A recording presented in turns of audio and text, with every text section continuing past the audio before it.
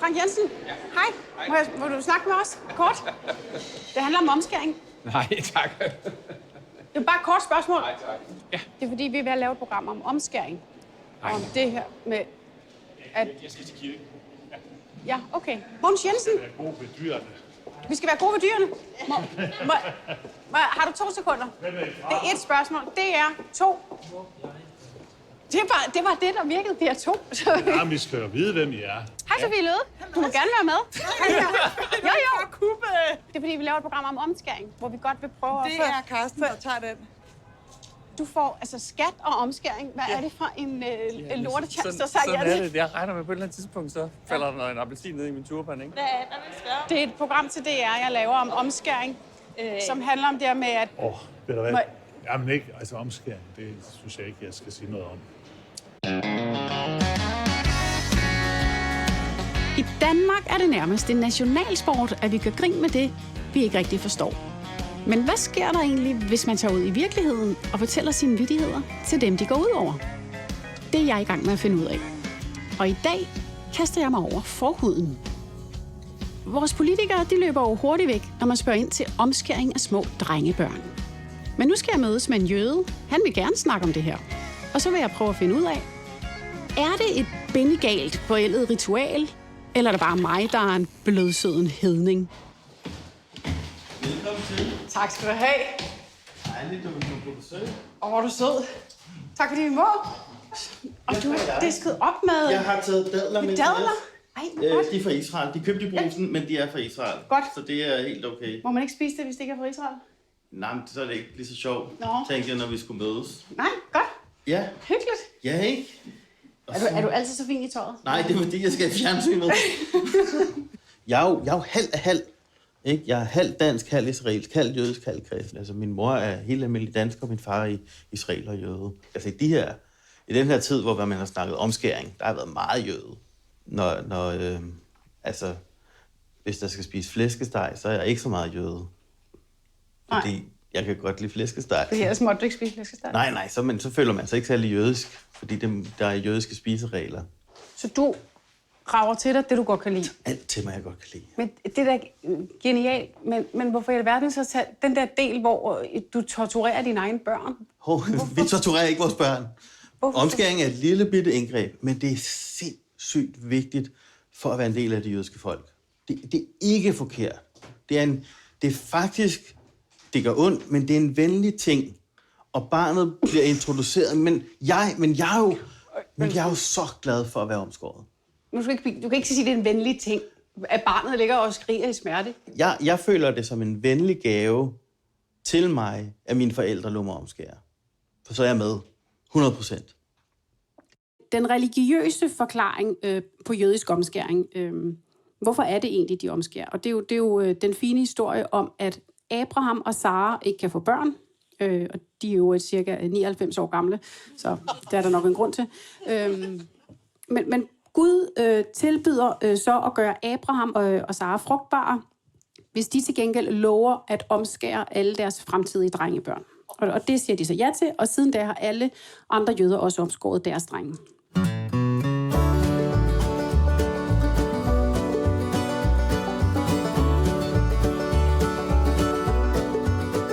Må jeg godt fortælle dig en omskæringsjoke om jøder? Ja. Hver gang vi overhovedet overvejer at snakke om det her med, at man skal være 18 år, før at man bliver omskåret, så jøder bliver jo virkelig, virkelig sure, bare man nævner det, ikke? Men det er jo bare fordi, vi går meget op i, at børn har det godt. Altså, og vi ikke mishandler dem, ikke? Altså, det er jo børn, og ikke palæstinensere.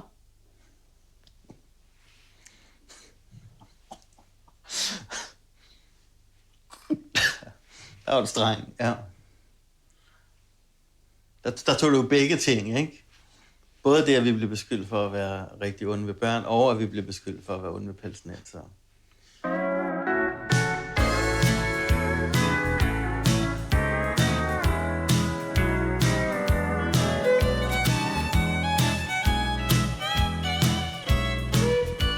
Hvad tænker du? Synes du, at det i 2020 skal være lovligt at skære i spædbørn med peniser, eller er du enig med Red Barnet Børns Vilkår, 86% af befolkningen og de tusindvis af børn, der skriger?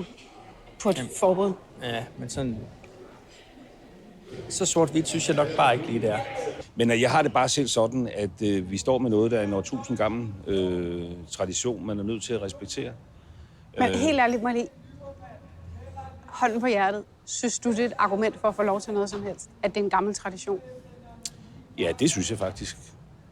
Der er også alle mulige mandlige chefer, der har en gammel tradition med at rage unge piger på røven. Det er vi også ved at prøve at stoppe. Jo, men det er jo ikke så funderet i sådan et gennemtænkt værdisæt, som for eksempel jødedommen eller islam, vel?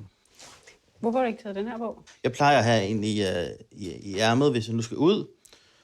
Så tager jeg den her på, og så er der en lille klips her, så den ikke falder af i håret. Det er ikke helt meningen. Nej, undskyld. Du må gerne, men vi har jo det her med altså kvinder og mænd i det jødiske, så det er kun de mest ligesom, frisindede og reformerede, hvor kvinder ligesom tager en lige del af religionen. Mænd, det er kun til mænd? Ja, altså mænd har ligesom de religiøse pligter, som gammeldags måder, hvor de er overhovedet, ikke? Og så har kvinderne de lidt mere huslige ting. Ikke nu, selvfølgelig, men normalt. Ja, altså 1000 år bagud på ligestilling. Men jeg forhåbentlig ikke danske jøder. Det håber jeg ikke, at vi er. Du har lige sagt til mig, at jeg må ikke tage den her på den dag. Nej, det er ikke. Altså, jeg siger bare, at du må gerne tage den på. Jeg siger bare, at det ikke er det almindelige. Jamen, det er en gammel religion, de er alle sammen. Og det er en gammel tradition. Nej. Det gav mig ikke så meget værd. Nej, det er en tradition, vi skal have lavet om. Okay. Ja. Godt. Men det er bare... Jeg må godt tage den. Ja, tage den på, det er så fint. Eller det er jo ikke at tage den på, det er bare... Det er med. Kom nu. Og lægge den her ovenpå. Og er det sådan noget med, fordi at man mangler forhuden, så har man sådan en ekstra lille hat heroppe? Ja, altså nej.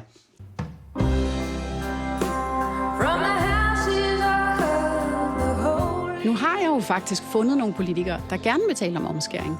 Men det er stadig svært at finde ud af, hvad de egentlig mener. Vi er ikke for et forbud mod omskæring, men vi er heller ikke for omskæring. Jeg taler lige nu for den radikale gruppe, og vi synes både for og imod. Så du synes ikke, man skal gøre det, men man skal bare gøre det? Nej, det var ikke det, jeg sagde. Men I synes ikke, man skal, men man må gerne gøre det, hvis man synes, man vil gøre det. Jeg vil meget gerne snakke om omskæring, men nu skal jeg over til Folketingets åbning. Pihl? Ja? Lorentzen? Ja? Vi er i gang med at lave et program om omskæring. Så hvis jeg spørger dig om omskæring, så er ingen kommentarer til omskæring. Så siger du noget, du ikke mener? Eller også siger du slet ikke noget? Så siger jeg i min folketingsgruppe, hvad jeg mener om det. Vi har en god debat om det i Venstres folketingsgruppe. Men hvad synes du? Synes du, at man skal jeg har ingen kommentarer til det. Hvorfor ikke? Det har jeg ikke. Hvorfor? Jamen, fordi jeg har ingen kommentar her. Det er min ret ikke at have en kommentar til det. Men hvad mener du om det? Jamen, det kommer ikke dig ved. Hvorfor ikke? Nej, det gør det ikke. Hvorfor må jeg ikke vide, hvad du mener? Jamen, hør her. Jeg er transportordfører, og det har jeg alverdens mening om. Så kommer du og spørger mig om transport, så er jeg klar til at udbetale mig om hvad som helst. Okay, synes du, det skal være lovligt at transportere forhudende små spædbørn og ned i en skraldespand? Jamen, jeg har ingen kommentar til det. Det har jeg ikke. Og den kommentar, jeg har selvfølgelig en holdning til det, den siger jeg på Venstres folketingsgruppe. Alle de andre... Det er fair nok, ikke? Prøv at høre. Kan I have en god dag? Det er totalt fair. Så fik han transporteret sig hurtigt væk. Jeg har skrevet en joke om det her med, at det er svært for jer at tage stilling til det, som handler om vores statsminister. Og jeg ved ikke, om jeg kan komme til at tale med hende, så jeg kunne godt tænke mig at prøve at forelægge den for dig. Så kan du sige den videre til hende, hvis du har lyst. Altså, det er nærmest umuligt at få nogen til at tale om det her emne. Og man kan sige, at vores statsminister, Mette Frederiksen, hun har virkelig også forsøgt at undgå at svare på det her spørgsmål, nemlig, skal vi have et forbud mod at skære i børn under 18 år? Regeringen er dog nu kommet frem til en løsning på det her meget komplekse spørgsmål. Fordi når de bliver spurgt til omskæring, så svarer de nu, vi er imod omskæring, men ikke for et forbud. Altså, det er simpelthen for vattet. Tag dog ansvar. Altså, jeg tænker lidt, Mette Frederiksen nu må være verdens dårligste date. Altså, jeg er faktisk imod, du knaller mig, men jeg vil heller ikke forbyde dig det. Og så står man jo der med al sin forhud, og man aner ikke, om man må putte det op i hende. Der er mange valg her i livet, og der er også nogle beslutninger, man skal træffe, hvor der er forskellige hensyn, der skal vejes op imod hinanden. Jeg synes, det er en sjov joke. Nej, det synes jeg faktisk ikke. Er vi enige om, at du og vores statsminister har tidligere sagt, religiøse argumenter kan aldrig veje tungere end retten til at passe på et barns krop. Og nu pludselig i dag har I magten, og så mener I det stik modsatte. Det er fuldstændig korrekt, at vi har lyttet, og jeg har selv lyttet. Det burde jeg måske have gjort for længe siden. Det kan man godt klandre mig for. Men jeg synes faktisk, det er vigtigt, at man lytter. Jeg har ikke vidst, at det stak så dybt for den jødiske befolkning. Hvorfor nævner I kun jøderne? Hvorfor nævner I aldrig muslimerne? Det kunne man også, eller andre, der er forskellige årsager, synes, at det er vigtigt med omskæring. Der er cirka 15 jødiske omskæringer om året i Danmark, og 2.000 muslimske. Alligevel så er det altid jøderne, der udtaler sig om omskæring. Og det er kun jøderne, der tager kampen med politikerne. Og nu har jeg så fundet ud af, det er simpelthen noget, muslimerne og jøderne har aftalt. Internt. Det er rigtigt. De har simpelthen luret muslimer. De var aldrig lov til noget. Jøderne, dem tør der ingen tør sige imod. Det er rigtigt, det er genialt. De har lavet den her aftale officielt. Man ved bare, at Mette, hun sidder derhjemme og tænker, fuck, hvis jøderne også siger ja til at hjælpe minkavlerne, så er helt færdigt.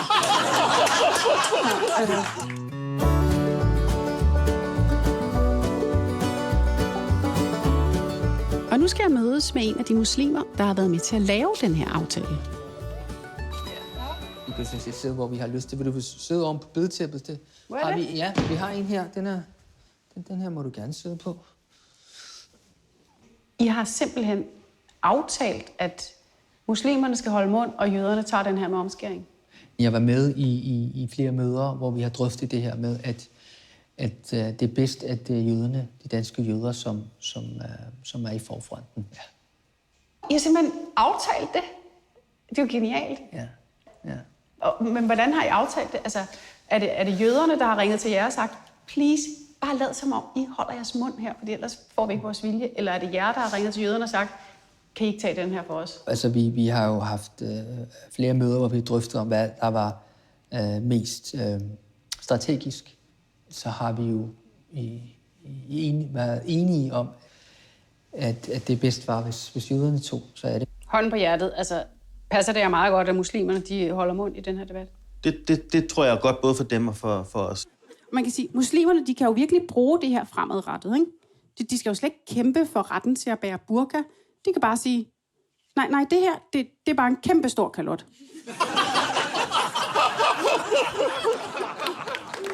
Forskellen på jøderne og muslimerne her er jo, at muslimerne jo ifølge deres religion jo ikke er tvunget til, altså forstå mig ret, at lave omskæring, selvom man bliver omskåret. Jøder, der er jo heller ingen, der tvinger jøderne. Nej, men de har indgået en pagt med Abraham, og de skal på 8. dagen omskære deres drengebørn. Altså, og det synes jeg bare er lidt mere... jeg synes bare ikke, det er så sort og hvidt, for at være helt ærlig. Så det er hensyn til Abraham?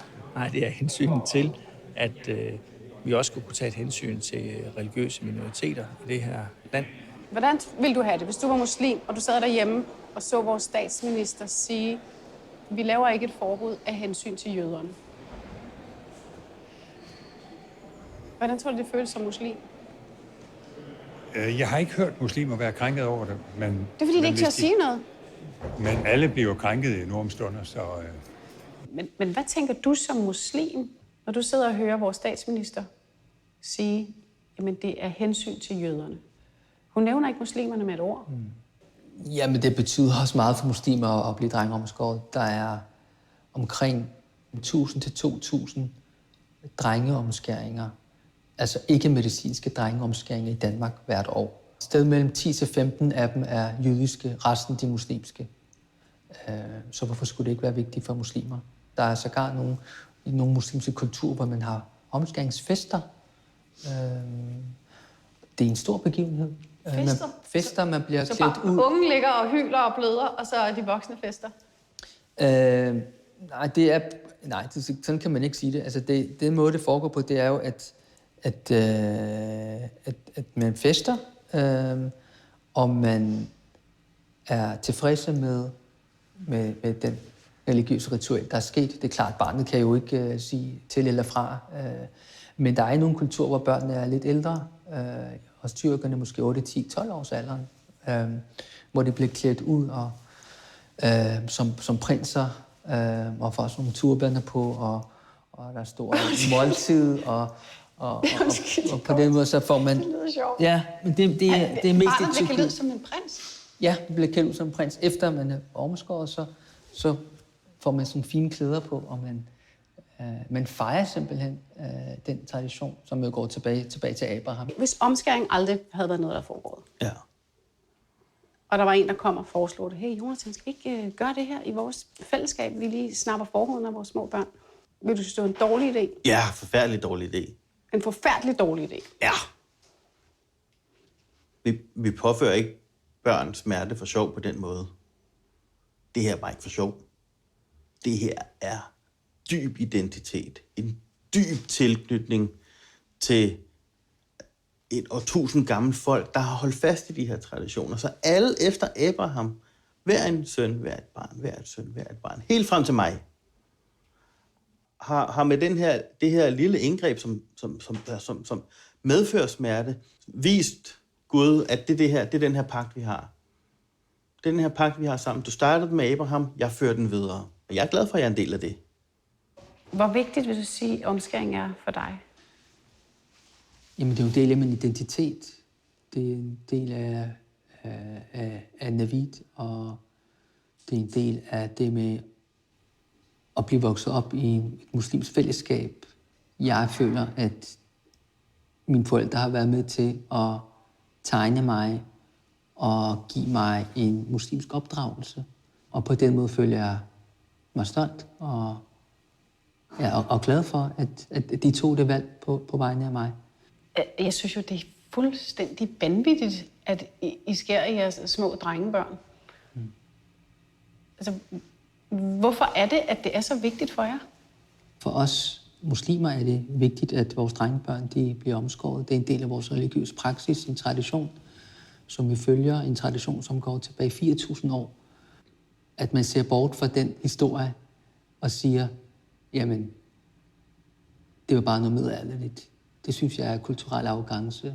Er det nødvendigvis en god idé, bare fordi man altid har gjort det? Det er også en gammel tradition, at kvinder ikke måtte stemme. Ja. Sådan var det i hundredvis af år. Mm. Men pludselig fik vi lov alligevel. Ja. Altså, det kan jo godt være en god idé at ændre noget, selvom man altid har gjort noget på en anden måde. Det kan det på nogle punkter, ja. Du er ikke til at hugge det i. Men man må godt skære i dig, åbenbart. Det synes du var sjovt? Ja. Et andet argument for, hvorfor vi ikke må forbyde omskæring i Danmark, det er, jøderne flytter. For mig, der tippede det, da det gik op for mig, hvor meget det egentlig betød for det jødiske samfund. Jeg havde for eksempel ikke forestillet mig, altså da jeg første gang hørte en sige, jamen det vil betyde, at det jødiske samfund ikke længere kan være i Danmark. Danmark skal ikke være det første land, der smider jøderne ud af vores samfund. Vi smider dem ikke ud.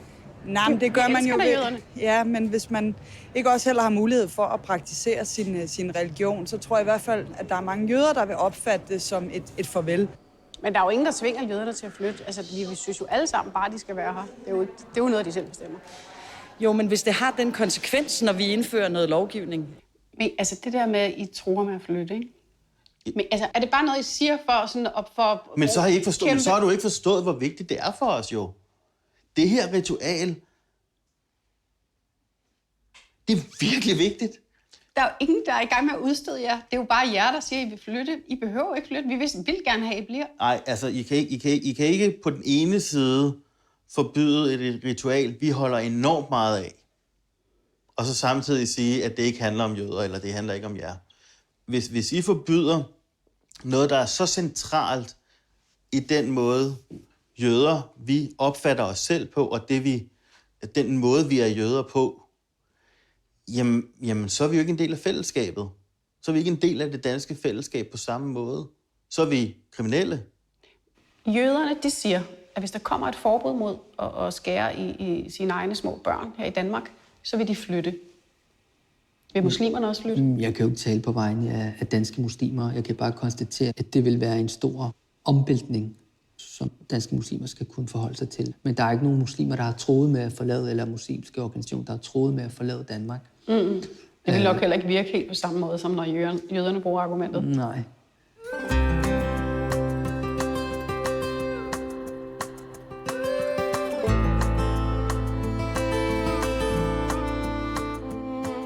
Jeg ved godt, I ser det som et lille indgreb.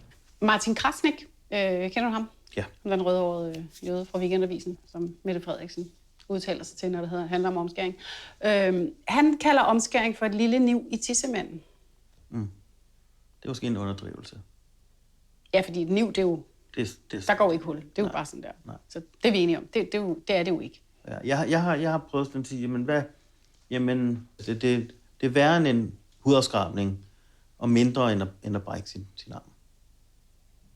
Værre end en hudafskrabning, men mindre end at brække sin arm. Ja. Altså, Det er ikke rart. Det bløder, det er jo enormt ubehageligt. Hvis man tænker godt efter, kan man sige, der er jo en god grund til, at de ikke venter med at omskære til drengen er 18 år gammel. Fordi så vil drengen jo sige nej. Altså, tag bare vores kristne børn. De siger allerede nej til sådan en uskyldig konfirmation som 14-årige. Og hvis de siger ja, så er det kun på grund af gaverne. Og jeg må sige, altså... Der ved jeg altså ikke, om unge mennesker i dag er parat til at få fjernet forhuden for en fladskærm. I jøder, I bliver jo meget sure, når vi kritiserer omskæring. Ja. Altså, jeg har på et tidspunkt for nogle år siden har jeg lavet et program om omskæring. Jeg er blevet anklaget af det jødiske samfund for antisemitisme. På grund af det, at jeg lavede det program, det er blevet sendt i en rapport til den danske regering under betegnelsen en antisemitisk hændelse. Men lad os... Kan du finde på at udvandre? Nej, det kan jeg bor her jo. Nej, vi bliver og snakker om det. Det lover jeg. Jeg lover, at vi bliver ved med at snakke. Det er godt. Ja. Stopper først filmen, når jeg svarede rigtigt. Christian? Det er en meget ubehagelig scene for en mand at kigge på. Det at skære i det raske barn, det er det, som vi har gjort igennem tusindvis af år, som ingen har stillet spørgsmålstegn ved. Ja. Der er ingen, der har stillet spørgsmål til det her. Det er kun børnene, der skriger. Men et skrig er jo heller ikke et spørgsmål. Det er jo bare et skrig. Ja. Et skrig om hjælp. Det er jo bare en lyd. Sådan en pisseirriterende lyd. Du griner lidt. Ja, jeg synes det... Men er det for at være høflig, eller? Nej, jeg synes faktisk, det er sjovt. Jeg synes oprigtigt, det var skægt.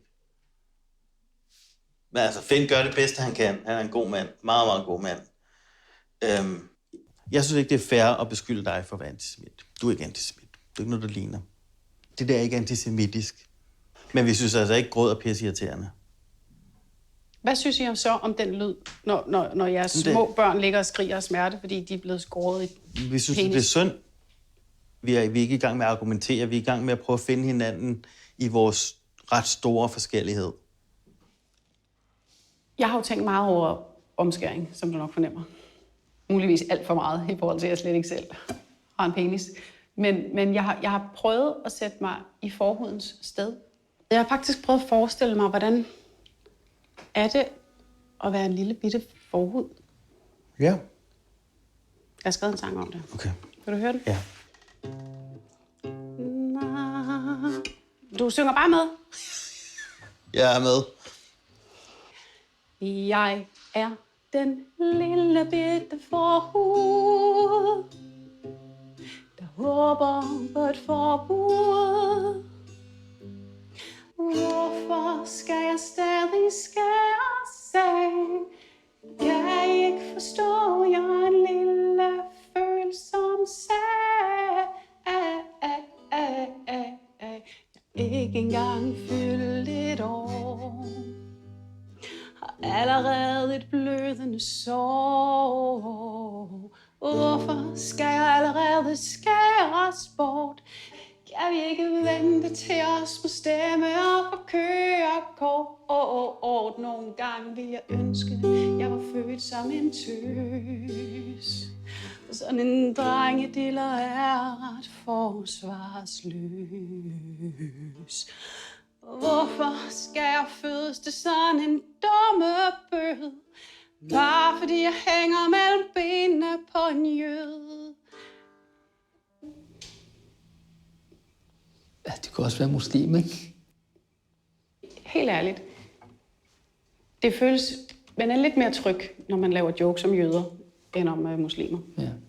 Det er også ærgerligt, det skal være på den måde, men altså... Muslim. Hvad rimer på muslim? Der er næsten ikke noget, der rimer på muslim. Vin.